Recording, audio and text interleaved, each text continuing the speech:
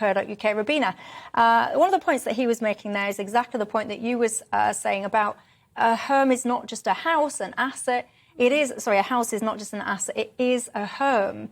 But what is the answer to some of this? Because it is just unaffordable. I mentioned that website there. I used that because the only way I could afford when I had to come to work in London was to get a room with a load of randoms in a house. And I mean, it worked out well for me, but people should just be able to afford a flat if that's what they need. But they can't. Well, Michelle, I've got 2 adult daughters at home and they're not going to be moving out. And simply because I don't want them to move out, because most of their income will go on the rent in London.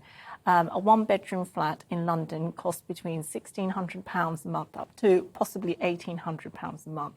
And that will take most of the income from a young person trying to stabilise themselves, save money and try to get onto the housing ladder. So when we're looking at this, the government's renters reform bill, which is out now, that needs to be...